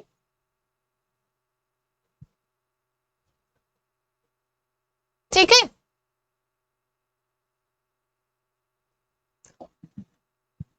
ठीक, आगे देखते हैं कि ध्वनि ऊर्जा को किसमें चेंज करता है, माइक्रोफोन जो है वो ध्वनि ऊर्जा को वैद्युत ऊर्जा में चेंज करता है। उसके बाद वो क्या करता है कि जो वैद्युत ऊर्जा है, ठीक है, जो वैद्युत ऊर्जा है उसी को फिर से वह ध्वनि ऊर्जा में चेंज कर देता है। ठीक है, उसी को वो करता है कि ध्वनि ऊर्जा को फिर जो है, पहले ध्वनि ऊर्जा को विद्युत ऊर्जा में चेंज करा उसने, फिर उसके बाद उसने क्या किया कि वही विद्युत ऊर्जा फिर ध्वनि ऊर्जा में चेंज हो जाती है, यानी रिवर्सेबल प्रोसेस है। ठीक है, क्या है, रिवर्सेबल प्रोसेस है। ठीक है, ठीक है, आगे देखते हैं, आगे देखते हैं। ठीक है, इसी के क्रम में हम आगे देखते हैं, शायद नीचे चला गया है, स्लाइड देख लेते हैं। ठीक है, स्लाइड नीचे ही है। ठीक है, देखिए टच हो गया था हमसे, नीचे चला गया था। आगे देखिए क्या बोल रहा है कि जो लाउड स्पीकर है, ठीक है, ऐसा यंत्र है, ठीक है, जो माइक्रोफोन से सर्वप्रथम ध्वनि ऊर्जा को वैद्युत ऊर्जा में, किसमें, ध्वनि से वैद्युत में, ठीक है, वैद्युत ऊर्जा में। ठीक, अब देखिए आगे क्या बोल रहा है कि फिर वैद्युत ऊर्जा को ध्वनि ऊर्जा में परिवर्तित करता है, यानी कि फिर से विद्युत ऊर्जा को फिर किस में कर देता है, ध्वनि ऊर्जा में कर देता है। ठीक, ध्वनि ऊर्जा में करता। आगे देखिए क्या है कि अधिवर्ष, आगे देखिए जो क्वेश्चन है, अधिवर्ष उसे कहते हैं जब फरवरी 29 डेज की होती है। अमूमन जो फरवरी है वो कितनों दिनों की होती है, 28 दिनों की। ठीक, लेकिन 4 वर्ष बाद, यानी हर प्रत्येक 4 वर्ष के बाद आपको एक क्या मिलता है, लीप वर्ष मिलता है, यानी जो फरवरी होती है 29 डेज की होती है। ठीक है, आगे देखिए कि ट्रांसफार्मर के बारे में यहाँ बात कर रहा है। ट्रांसफार्मर जो है विद्युत चुंबकीय प्रेरण के सिद्धांत पे कार्य करने वाला एक साधन। देखिए मैंने विद्युत चुंबकीय प्रेरण के बारे में आपको बताया कि कोई नॉर्थ साउथ पोल, दो मतलब कह सकते हैं आप, कोई चुंबक है उसमें नॉर्थ साउथ पोल होता ही है। ठीक है, अगर आप इसे, यानी कि किसी चालक को किसी परिवर्तित चुंबकीय क्षेत्र में, ठीक है, किसी परिवर्तित चुंबकीय क्षेत्र में, यानी कोई जो है चुंबक है उसे किसी परिवर्तित चुंबकीय क्षेत्र में अगर रखा जाता है तो उसमें क्या उत्पन्न हो जाता है, उसमें एक विद्युत वाहक बल उत्पन्न होता है। क्या उत्पन्न होता है, एक विद्युत वाहक बल होता है। ठीक है, ठीक है, यानी कि अगर आप यहाँ पे कोई चुंबक रख रहे हैं तो उसे आवेशित करने के लिए उस पर एक बल कार्य करने लगता है, जिसे क्या बोलते हैं, विद्युत वाहक बल बोलते हैं। ठीक है, यही क्या है, यही विद्युत चुंबकीय प्रेरण है। ठीक है, यही क्या है, यही विद्युत चुंबकीय प्रेरण कहलाता है। ठीक है, देखिए मैंने यहाँ पे क्या बोला, यहाँ पे दिया क्या है कि ट्रांसफार्मर जो है विद्युत चुंबकीय प्रेरण के सिद्धांत पर कार्य करने वाला एक साधन है। ठीक है, आगे देखिए, आगे देखिए कि क्या रहा है कि जिन पदार्थों से होकर विद्युत धारा प्रवाहित नहीं होती है, यानी इलेक्ट्रिक करंट, किसकी बात कर रहा है, ये इलेक्ट्रिक करंट की बात कर रहा है। ठीक है, इलेक्ट्रिक करंट जो है जिस धारा से यानी जिन पदार्थों से प्रवाहित नहीं होते उन्हें क्या कहते हैं, उन्हीं को विद्युत रोधी कहते हैं, यानी कुचालक कहते हैं। इनमें विद्युत धारा प्रवाहित नहीं हो रही है। कुचालक का क्या अर्थ है कि बुरा चालक, जिसमें जो है विद्युत धारा जो है प्रवाहित नहीं हो पा रही है। ठीक है, इसका एग्जाम्पल पूछता है। ठीक है, देखिए क्या है एग्जाम्पल, क्या है, ठीक है, उसका एग्जाम्पल देखिए क्या है कि जैसे लाख है। ठीक है, किसके बारे में यहाँ बात कर रहा है, किसके बारे में बात कर रहा है, तो एग्जाम्पल पूछता है जैसे लाख है। ठीक है, एबोनाइट है। ठीक है, उसमें क्या है कि कास्ट है यानी लकड़ी है। रबड़ के बारे में बात कर रहा है। अभ्रक यानी मीकाई से बोलते हैं। ठीक है, सल्फर के बारे में बात कर रहा है। ठीक है, शुष्क हवा, सिल्क इत्यादि क्या है, ये सभी क्या है, ये सभी क्या है, ये है कि यानी कि लाख, सीसा, एबोनाइट, कास्ट, ठीक है, रबड़, अभ्रक, सल्फर, जो शुष्क हवा है और जो सिल्क है, ये सभी क्या है, ये कुचालक है। क्या है ये कुचालक है, यानी विद्युत के है, विद्युत के क्या है, कुचालक है। ठीक है, इनसे जो है विद्युत धारा प्रवाहित नहीं हो पाती है। क्या होती है, इनसे जो विद्युत धारा है वो प्रवाहित नहीं हो पाती है। ठीक है, आगे देखिए, आगे देखिए क्या बोल रहा है। देखिए यहाँ पे दे रखा है कि तड़ित चालक, ठीक है, यानी कि जो बिजली है, तड़ित चालक मतलब जो बिजली आपको गरजती हुई सुनाई देती है ना, उसके बारे में बात कर रहा है, बिजली के बारे में बात कर रहा है। ठीक है, तड़ित चालक, इसका जो आविष्कारक है, तड़ित चालक मतलब जानते हैं, देखिए घर के ऊपर आप एक कह सकते हैं छड़ लगवाते हैं। ठीक है, सब लोग छड़ लगवाना चाहिए, क्योंकि जो विद्युत है अचानक से विद्युत कहते हैं ना गिरती है, तो वो एक तड़ित चालक होना चाहिए जो रोकता है। ठीक है, उसी के बारे में यहाँ बात कर रहा है कि जो तड़ित चालक है उसके बारे में जो खोज करी है, किसने करी है, तो बेंजामिन फ्रैंकलिन ने करी है। किसने करी है, बेंजामिन फ्रैंकलिन ने 1752 में। ठीक है, 1752 में तड़ित चालक की खोज किसने की थी, तो बेंजामिन फ्रैंकलिन ने करी थी। ठीक है, आगे देखिए कि ग्राहम बेल ने टेलीफोन का, लॉर्ड लिस्टर ने एंटीसेप्टिक सर्जरी का तथा आइंस्टीन ने सापेक्षता के सिद्धांत का क्या दिया था, सापेक्षता का सिद्धांत दिया। यानी ग्राहम बेल ने किसकी खोज करी, टेलीफोन की।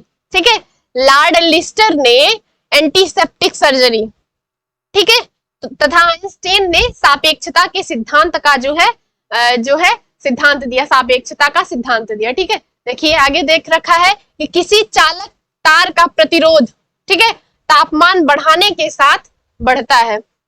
किसी चालक तार का प्रतिरोध जो है, अगर तापमान उसमें बढ़ाया जाए तो वो तापमान बढ़ाने जाने के साथ क्या होता है, बढ़ता है।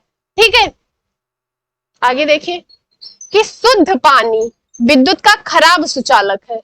अगर शुद्ध पानी का देखिए फार्मूला क्या होता है, H2O2। ठीक है, H2O2।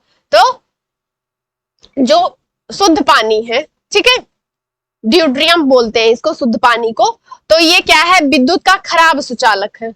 ठीक है, यानी कि इसमें जो इलेक्ट्रिक है वो होके गुजरती नहीं है। खराब चालक का अर्थ यही है, मतलब वो सुचालक नहीं है, अच्छा चालक नहीं है। ठीक है, आगे देखिए कि जो धातुएं होती हैं, क्या होती है, जो मेटल्स होती हैं अच्छी चालक होती हैं। यानी कि इन धातुओं से यानी कि धातुओं में से जो विद्युत धारा है वो अच्छी तरीके से प्रचलित हो सकती है। विद्युत धारा जो है, ठीक है, अच्छी तरीके से प्रचलित होती है, यानी चलती है, प्रवाहित हो सकती है। ठीक है, आगे देखिए क्योंकि इनमें मुक्त इलेक्ट्रॉन होते हैं, धातुओं में क्या होते हैं, मुक्त इलेक्ट्रॉन होते हैं। ठीक है, परमाणु वैद्युत उदासीन होते हैं।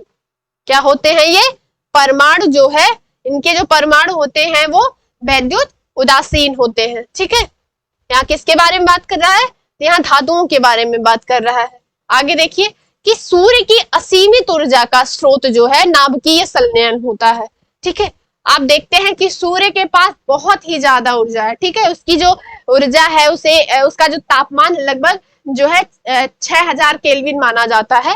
ठीक है, तो उसकी जो असीमित ऊर्जा का जो स्रोत है वो किसके द्वारा उसको मिलता है, वो नाभिकीय संलयन, न्यूक्लियर फ्यूजन के द्वारा उसे जो है वो क्रिया करता है, जिसके थ्रू से प्रकाश मिलता है। ठीक है, आगे देखिए कि किसी द्रव्य को उसके क्वथनांक से पूर्व उसके वाष्प में बदलने की क्रिया को वाष्पीकरण है कहते हैं। ठीक है, अगर कोई द्रव्य है डायरेक्टली वो किस में बदल जाता है, वो वाष्पित हो जाता है, वाष्पीकरण हो जाता है, यानी कह रहा है कि क्वथनांक से पूर्व, यानी उसका क्वथनांक नहीं, मतलब वो अपने क्वथनांक पे जम नहीं रहा, या यूं कि वाष्पित नहीं हो रहा है, तो अगर वो अपने क्वथनांक पे नहीं जम रहा है या वाष्पित नहीं हो रहा है, तो वह वाष्प में बदल जा रहा है उसी क्षण, तो उसको क्या कहते हैं, उसको कहते हैं वाष्पीकरण, यानी वाष्पोस, ठीक है, वेपराइजेशन शायद कहते हैं इसको।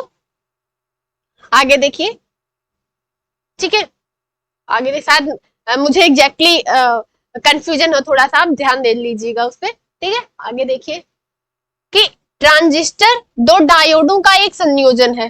जो ट्रांजिस्टर है, ये क्वेश्चन पूछता है कि ट्रांजिस्टर क्या है, कि इसमें दो डायोड होते हैं, ठीक है, एक नॉर्थ एक साउथ पोल, ठीक है, ये क्या है, दो डायोडों का इसमें जो है संयोजन होता है। आगे देखिए कि जब किसी भारी नाभिक में, जब किसी भारी नाभिक के टूटने से दो छोटे नाभिक बनते हैं, कोई बड़ा नाभिक है, अगर वो टूट रहा है तो उससे जो दो छोटे नाभिक बनते हैं, तो विशाल मात्रा में ऊर्जा जो है क्या होती है, उत्सर्जित होती है। ठीक है, इस क्रिया को यहाँ नाभिकीय विखंडन बोलते हैं, नाभिकीय विखंडन, न्यूक्लियर फ्यूजन,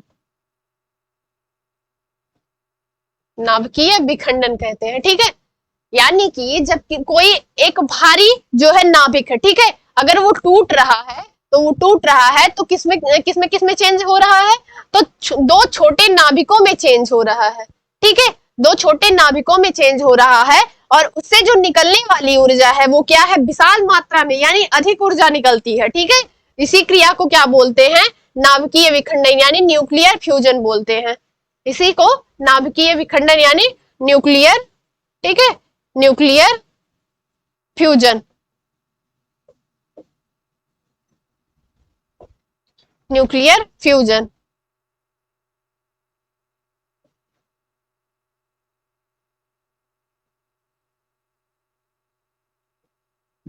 ठीक है, आई थिंक आप इसको देख लीजिएगा। आगे देखिए, इसमें हो गया सारा, नहीं, अभी इसमें बचा था कि घर्षण से जो है उष्मा उत्पन्न होती है। देखिए, जब आप दो चीजों को, दो कोई वस्तुएं हैं, वो आप एक साथ उसको ला रहे हैं, टकरा रहे हैं, तो वो क्या करती है, ठीक है, वो घर्षण करती है, घर्षण के थ्रू क्या होती है, उष्मा उत्पन्न होती है। जैसे जब साइकिल को आप चलाते हैं, जब साइकिल चलती है सड़क पे, तो वो घर्षण उत्पन्न होता है उसमें, ठीक है, घर्षण उत्पन्न होने से उसमें उष्मा उत्पन्न होती है। क्या उत्पन्न होती है, तो उसमें उष्मा उत्पन्न होती है। ठीक है, आगे देखिए, आगे देखिए कि यहाँ पे क्या क्वेश्चन कह रहा है।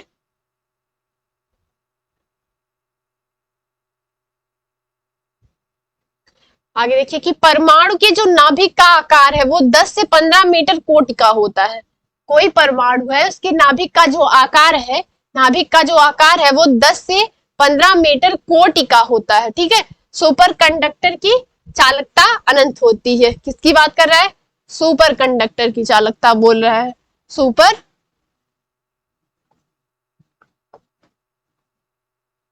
सुपर कंडक्टर की जो चालकता होती है वो क्या होती है, इनफाइनाइट होती है, इनफाइनाइट होती है। ठीक है, इसका सिंबल इनफाइनाइट का। ठीक है, विद्युत और चुंबकीय, विद्युत और चुंबकत्व का, ठीक है, गहरा संबंध है। ठीक है, इसका पता सर्वप्रथम मैक्सवेल ने लगाया। विद्युत और चुंबकत्व का जो पता है, यानी कि चुंबकत्व का जो सिद्धांत है वो किसने दिया है, तो मैक्सवेल ने दिया है। ठीक है, आगे देखिए कि खाद्य ऊर्जा को हम कैलोरी इकाई में माप सकते हैं। खाद्य ऊर्जा को हम कैलोरी इकाई में ही मापते हैं। आगे देखिए क्या है, हाइड्रोजन बम, यानी कि हाइड्रोजन बम जो है न्यूक्लियर फ्यूजन यानी नाभिकीय संलयन। यहाँ पे मुझे कंफ्यूजन था, तभी मैंने कहा कि आप इसको देख लीजिएगा। तो ये देखिए, न्यूक्लियर फ्यूजन जो है वो क्या है, वो नाभिकीय संलयन है। ठीक है, यानी हाइड्रोजन बम की जो क्रिया विधि है वो नाभिकीय संलयन के सिद्धांत पर कार्य करती है। ठीक है, नाभिकीय संलयन के सिद्धांत पर कार्य करती है। आगे देखिए, यहाँ पे हम देख लेते हैं। ठीक है, यहाँ पे देख लेते हैं हम। ठीक है, देखते हैं आगे क्या है जो क्वेश्चन दिया है। वो क्या है कि जब किसी भारी नाभिक को, ठीक है, किसके बारे में बात कर रहा है, जब किसी भारी नाभिक के दो टुकड़े होते हैं, यानी कोई बड़ा नाभिक है, जब वो टूटता है तो वो दो छोटे नाभिकों में टूटता है। ठीक है, उससे क्या निकलती है कि विशाल मात्रा में ऊर्जा निकलती है। ठीक है, इस क्रिया को नाभिकीय विखंडन कहते हैं। इस क्रिया को क्या कहते हैं, नाभिकीय विखंडन। ठीक है, नाभिकीय विखंडन।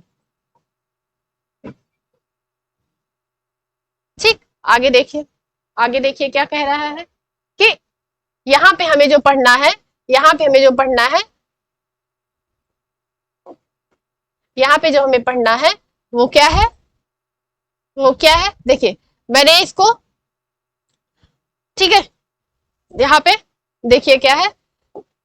ठीक है, परमाणु के जो नाभिक है, ठीक है, जो नाभिक है उनका जो आकार होता है वो कितने मीटर का होता है, 10 से 15 मीटर कोटि का होता है। ठीक है, अब यहाँ पे क्या कह रहा है कि सुपर कंडक्टर, सुपर कंडक्टर की जो चालकता होती है, चालकता जो होती है वो क्या होती है, अनंत होती है, यानी इनफाइनाइट होती है। किसके बारे में बात कर रहा है, सुपर कंडक्टर के बारे में बात कर रहा है। ठीक, आगे देखिए क्या दे रखा है कि विद्युत और चुंबकत्व का गहरा संबंध है, यानी कि मैग्नेटिक जो है, इलेक्ट्रिक और मैग्नेटिक, ठीक है, इसका संबंध गहरा है। ठीक है, देखिए इसकी खोज सर्वप्रथम किसने करी है, यानी कि विद्युत और चुंबकत्व की खोज किसने करी है, तो मैक्सवेल ने करी है। ठीक, मैक्सवेल ने क्या दिया है, विद्युत चुंबकत्व का सिद्धांत भी दिया है। ठीक है, आगे देखिए कि खाद्य ऊर्जा को, इसे देखिए, खाद्य ऊर्जा को हम कैलोरी इकाई में भी माप सकते हैं, यानी कि खाद्य ऊर्जा जो है उसे हम किस में मापते हैं, तो हम मापते हैं कैलोरी इकाई में। ठीक है, आगे देखिए कि हाइड्रोजन बम, ठीक है, किसके बारे में बात कर रहा है,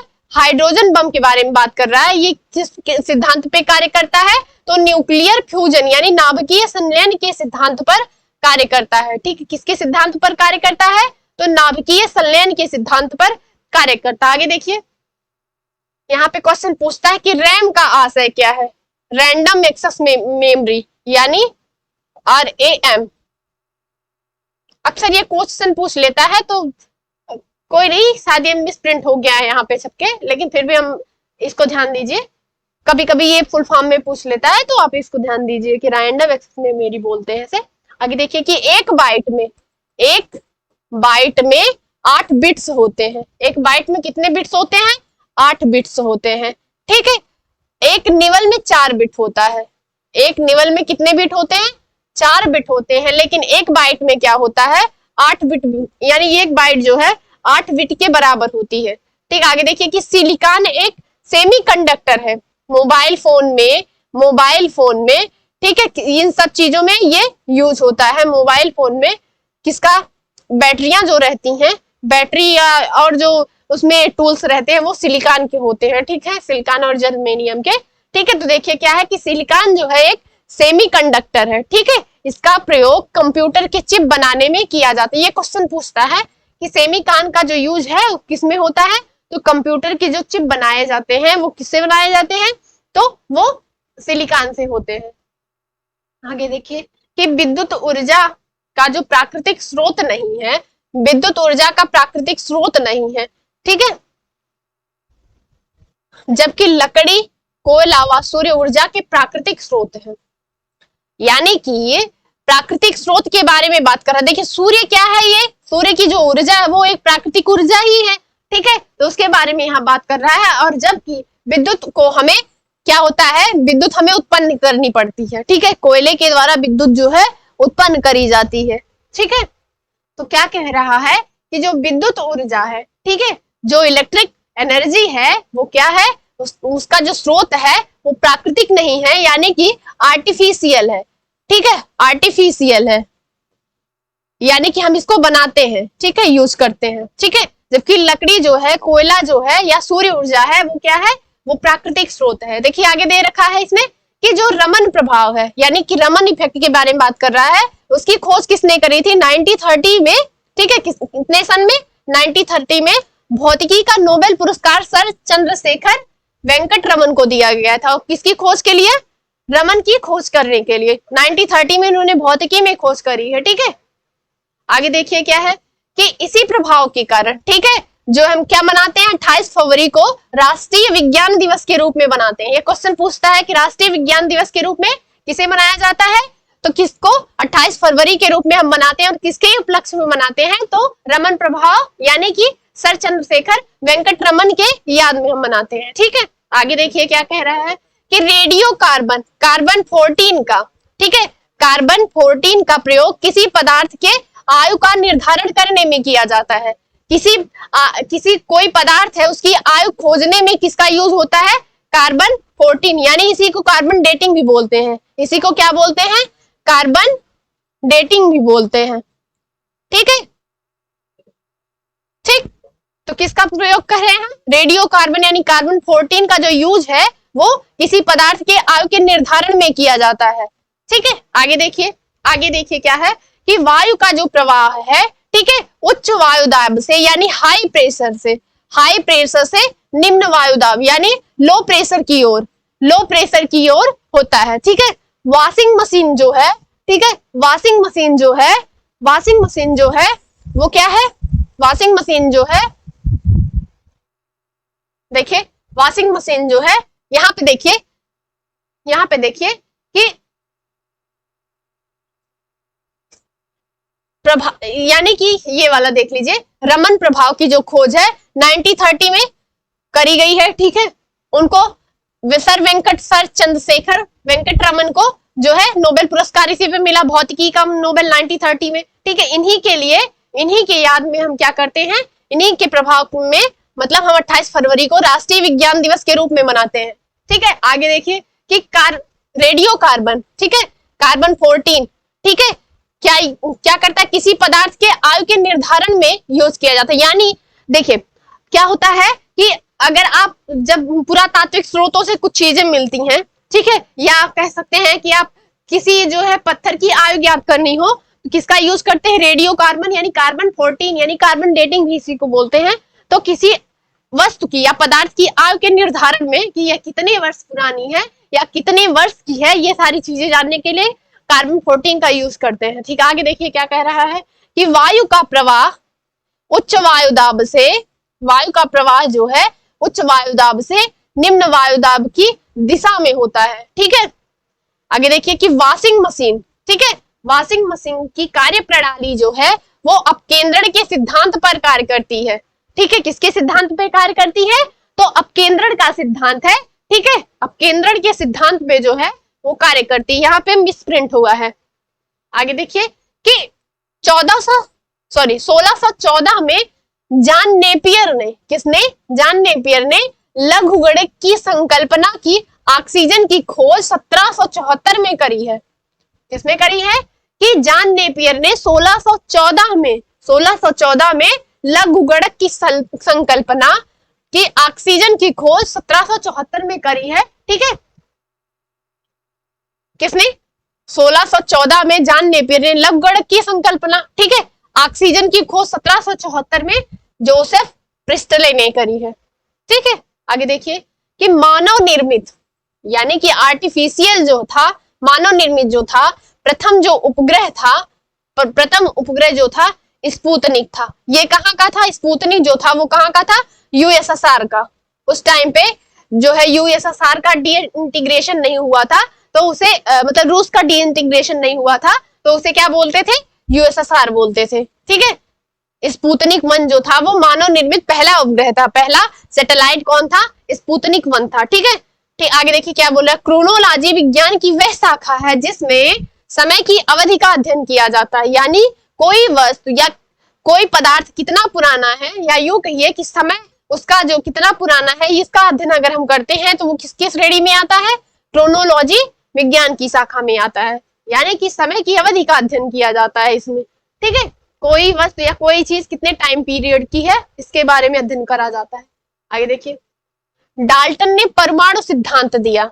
ठीक है, परमाणु सिद्धांत का प्रतिपादन किया है। डाल्टन ने क्या करा है कि परमाणु सिद्धांत का प्रतिपादन किया। देखिए इसमें क्वेश्चन पूछ लेता है, ये क्वेश्चन पूछता है ये क्वेश्चन इंपॉर्टेंट है, क्वेश्चन क्या है, इंपॉर्टेंट है, तो आप इसको ध्यान दीजिएगा। डाल्टन ने परमाणु सिद्धांत का प्रतिपादन किया है। ठीक है, आगे देखिए कि समुद्र की गहराई, ठीक है, सामान्यतया फेदोमीटर, ठीक है, मापी जाती है। समुद्र की गहराई मापने में किसका यूज होता है, तो फेदोमीटर का, ठीक है, फेदोमीटर का यूज किया जाता है। नॉटिकल मील समुद्र दूरी मापने की इकाई है, ठीक है, नॉटिकल जो मील है समुद्र की दूरी मापने में यूज होती है, और गहराई अगर मापा जाए समुद्र की तो फेदोमीटर से मापी जाती है। ठीक है, पृथ्वी के नजदीक, ठीक है, ठीक है, पृथ्वी के नजदीक जो है, पृथ्वी के नजदीक जो है वो सबसे क्या है, पृथ्वी के नजदीक वायुमंडल की सबसे निचली परत को क्षोभ मंडल कहते हैं, स्ट्रेटोस्फीयर कहते हैं। ठीक है, स्ट्रेटोस्फीयर कहते हैं। पृथ्वी के नजदीक वायुमंडल की, यानी पृथ्वी के सबसे नजदीक जो वायुमंडल की निचली परत है वो क्या है, वो क्षोभ मंडल है।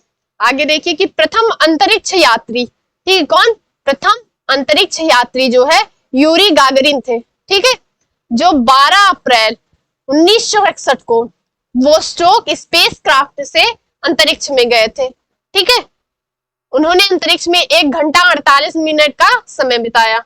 यूरी गागरिन जो थे वो प्रथम अंतरिक्ष यात्री थे। ठीक है, ठीक है, वो 12 अप्रैल 1961 को, ठीक है, अंतरिक्ष में गए थे। आगे देखिए क्या है कि जापान पर प्रथम परमाणु बम 1945 में गिराया गया। किसने गिराया, तो यूएसए के द्वारा गिराया गया था। ठीक है, पहला जो बम था वो क्या था कि लिटिल ब्रदर शायद बोलते हैं, मुझे एग्जैक्टली याद नहीं आ रहा है।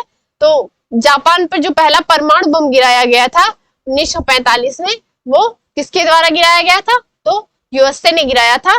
जापान, ठीक है, हिरोशिमा और नागासाकी, क्या था, हिरोशिमा पर था 1945 में। ठीक है, हिरोशिमा और नागासाकी।